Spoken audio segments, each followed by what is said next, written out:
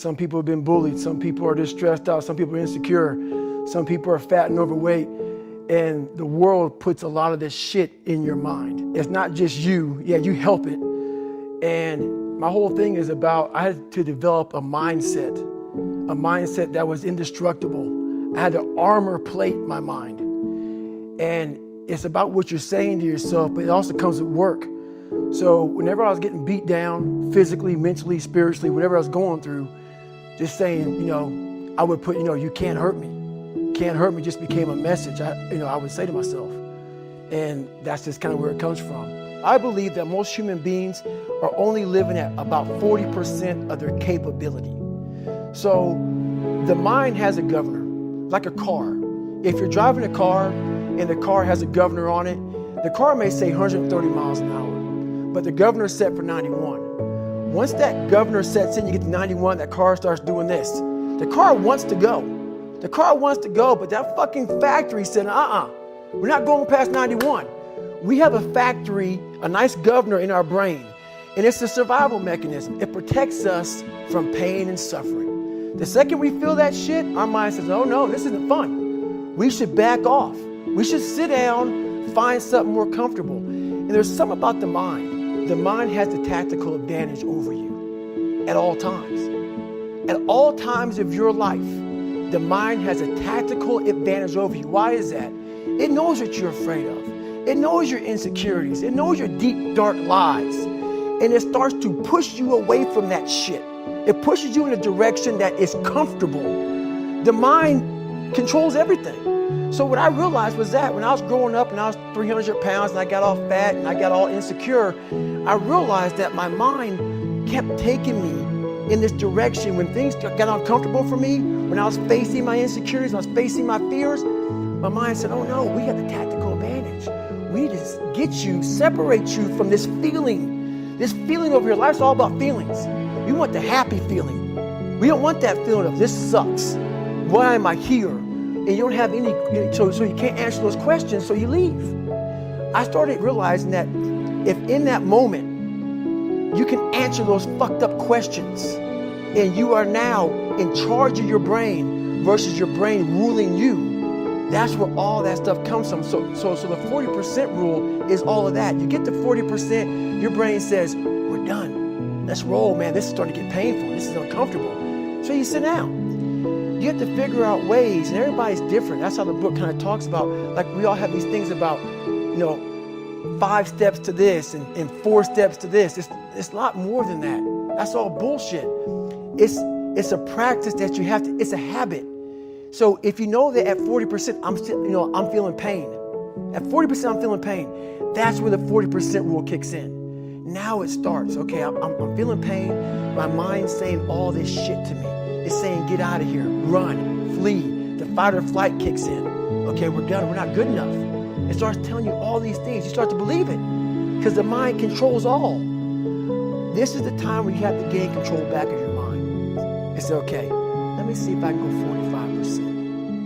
And once you start giving yourself more and more hope and start realizing, okay, the mind starts to be, okay, what are you doing? We're supposed to be going right and you're going left. You start then controlling your mind. Start finding more in yourself. And then it goes from 40% to a lot further than that. But that's the start of it though. Get to the spot where your mind is saying stop. Wherever that is, you gotta get there first. And then that's when that shit starts to work for you. You got to control yourself in that moment. So a lot of people can live with themselves. That's the first thing. A lot of people can live with themselves, look in the mirror and say, I'm okay with being afraid. I'm okay with going on this easy highway over here. The easy highway has all these fucking signs and shit, directions, how to get somewhere. And you have to first be uncomfortable with how you feel about yourself. With that voice that a lot of us like to run away from, we all have it. We all have that voice that say, hey man, you're kind of wimping out right now. You're kind of being a little punk right now. But a lot of us say, okay, that's okay. It's okay to tell these little white lies to ourselves. So we first have to face the real you. The real me is David Goggins. The real me is the guy looking at you right now saying, I don't want to fucking be on this show right now because I used to stutter as a kid. And I'm afraid of that. I'm afraid that here in a second, I'm going to start fucking stammering and stuttering and the whole world's going to know that I have all these issues. But that's when I see right now, okay, Goggins, you got to go on this fucking show. That's Goggins. Goggins is saying, okay, David Goggins, you're a punk. Life made you this way. We can't live like this. We can't live in fear. We can't live in judgment. We can't be afraid of what the fuck people right now are looking at me saying about me. We cannot be afraid of that. That's Goggins. Goggins saying, fuck all of you who don't like me, who don't want to. And that person then comes in. But you have to be David Goggins and say, man, I'm afraid of this. I'm fucked up here. Life made me this way here. I stutter. I have these issues with reading and writing, and I'm fat and I'm insecure. You have to face that in that dark room. In that dark room is who you are. But in that dark room is where you have to create another human being that walks out of that dark room to face who you are. That's the only way you're going to get over all those things. You have to create someone else.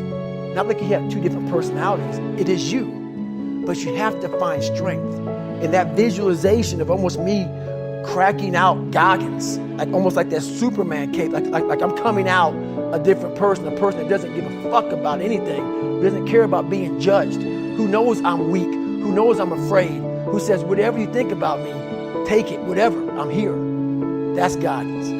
In the dark room, you face yourself, you realize you want to be better, you realize you don't want to be this weak, insecure person in the world who has all these problems that we all have. We all have.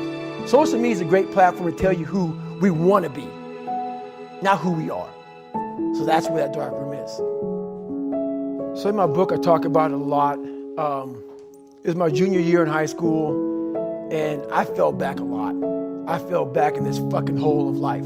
The second you think that you've overcome it and you climbed Everest, you're on that last hold, and life will say, not today, motherfucker. And it'll push you down. And my junior year in high school, I missed a whole bunch of school, was lying to my mom, had like a 1 point something GPA. I was just jacked up. I mean, I was in one of the worst spots in my life. And my mom was going through a lot of shit too. And she didn't have time to sit back and baby me. And it was me against me. My pants were down to my knees. I was not, whatever was going on, I was in bad shape. So I went to the bathroom and I had this weird haircut because I wanted attention.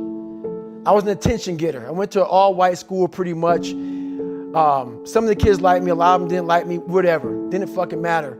I was looking for something. So I would dress differently, crazy haircuts, and I went to the mirror and the reflection in it revealed a lot of bad things. A lot of things that I was hiding behind the saggy pants. And I'm looking at myself in the mirror going like, God, dog, dude, you are something else, man. Like you have created a character. I want to be at the cool guy table, and whatever I could do to get attention, I did. And it wasn't me. It wasn't who I was inside, but I was scared for anybody to know who I was inside. So in that accountability mirror, I call it, I got real with myself. I said, you have a third grade reading level, which is hard to admit when you're a junior in high school that you copied on every single thing you did because of fear they're going to put me in a special school. We all know what special means. I'm going to have a title on myself the rest of my life. And being cool, you don't have a title on yourself. So I started cheating. I was dumb. And people say, oh, you know, you have a learning disability. I had a learning disability, but I realized I was lazy. So I called myself out there. I called myself out every which way possible. I didn't call myself out. I was just honest. I was honest. Look at yourself, man. Look at yourself. And it was that day, and a couple other days after that, I just got real with myself. And every day I came home, I called the accountability mirror. What am I going to do today to change what I see in this mirror? What am I going to do today? And a lot of it was, I stopped sitting with the cool guys.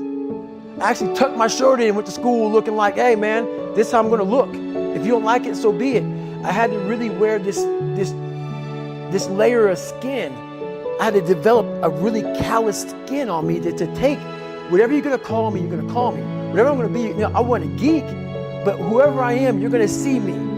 You're going to see me for who I am because I need to change who I'm not. And that accountability mirror just became raw. And when I became fat over the years, because I fell back in the hole, I called myself fat because I was fat. And people don't want to do that. They want to say, oh, don't call yourself fat. Don't call yourself dumb. If you're not real and raw with who the fuck you are, nothing's going to change. And in this nice new world that we live in, we want to hear, you're just a little big. No, man, you might be fat. And it's okay to hear that from yourself and from everybody else. So that's where it started at. And it's raw. And it gets ugly sometimes with me in that mirror.